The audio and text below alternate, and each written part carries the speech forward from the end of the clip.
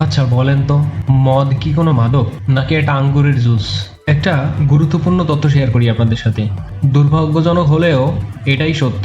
প্রায় 82 লাখ মানুষ কোনো না কোনো ধরনের মাদক ব্যবহার করছেন, যা দেশের মোট জনসংখ্যার 4.88% বলে জানিয়েছেন স্বরাষ্ট্রমন্ত্রী সালাউদ্দিন আহমেদ। একটু ভেবে দেখুন, এই মাদক গ্রহণকারী কারা? এই আমরা, আমাদের আশেপাশের মানুষ বা আমাদের পরিচিত কোনো আপনজন, বন্ধু বান্ধব, ভাই। একটা জিনিস ভাবলে অবাক লাগে, কিছুদিন আগে যখন মাদকমুক্ত দিবস পালিত হয়েছিল, তখন কিছু কিছু ভাই বন্ধু, ইভেন আমার অনেক পরিচিত আছে, তারা দেখি মাদকের বিরুদ্ধে পোস্ট করতেছে। ইভেন এমন হয়েছে যে মাদকের বিরুদ্ধে পোস্ট করছে, করার পরে কিছুক্ষণ পরে যে আবার তারা শুরু করছে।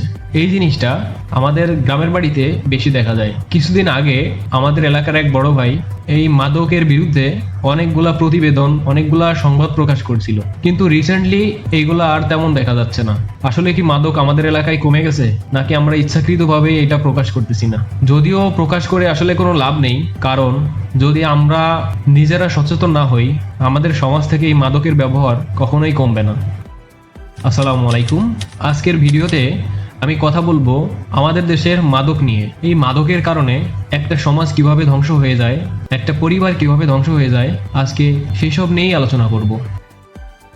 একটি 17 বছরের ছেলে, চোখে তার আকাশ ছোঁয়ার স্বপ্ন, আর মায়ের বুকে তাকে নিয়ে হাজারো আশা।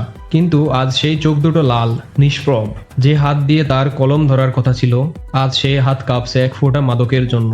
আমাদের প্রিয় বাংলাদেশ, যেই দেশের তরুণরা একদিন রক্ত দিয়ে স্বাধীনতা এনেছিল, আজ সেই তরুণদের একটা অংশ নীরবে তলিয়ে যাচ্ছে মাদকের এক অন্ধকার গহ্বরে। মাদক শুধু একটা জীবনকে শেষ করে দেয় না, এটি একটি পুরো পরিবারকে জ্যান্ত কবর দিয়ে দেয়। ভেবে দেখুন সেই মায়ের কথা, যিনি প্রতি রাতে দরজার দিকে তাকিয়ে থাকেন, এই বুঝি তার সন্তান সুস্থ হয়ে ঘরে ফিরল, কিন্তু ঘরে ফিরে একটা জীবন্ত লাশ হয়ে। মাদকাসক্ত সন্তান যখন টাকার জন্য নিজের জন্মদাত্রী মায়ের গায়ে হাত তোলে, তখন শুধু একটি মা মার খায় না, মার খায় আমাদের পুরো সমাজ, আমাদের পুরো মানবিকতা। একটা সময়ে যে ছেলেটি ছিল পরিবারের আলো, আজ সেই হয়ে উঠেছে এক চরম অন্ধকার। ইয়াবা, আইস কিংবা ফেন্সিল, নাম যাই হোক না কেন, এগুলো কোনো নেশা নয়, এগুলো এক একটি মরণ ফাঁদ। আমাদের যুব সমাজ আমাদের অহংকার, কিন্তু আজ ডাস্টবিনের পাশে, গলির মোড়ে কিংবা অন্ধকার ঘরের কোণে পড়ে থাকা ওই তরুণদের দিকে তাকিয়ে দেখুন। ওরা আমাদের ভাই, আমাদের বন্ধু, আমাদের সন্তান। ওরা তো এমন হতে চায়নি। কৌতূহল, ভুল সঙ্গ কিংবা সাময়িক হতাশা থেকে বাঁচতে গিয়ে ওরা আজ নিজের জীবনটাই বাজি ধরে ফেলেছে।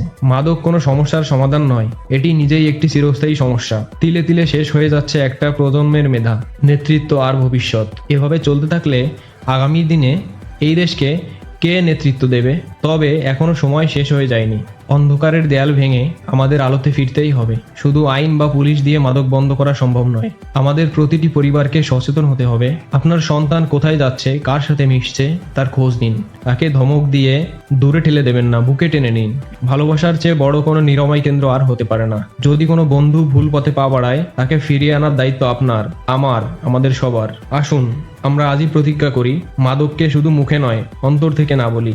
ধ্বংসের হাত থেকে বাঁচাই আমাদের যুব সমাজকে, আমাদের ভালোবাসার বাংলাদেশকে। মনে রাখবেন, একটি মাদকমুক্ত তরুণ জিতে যাওয়া মানে পুরো বাংলাদেশই জিতে যাওয়া।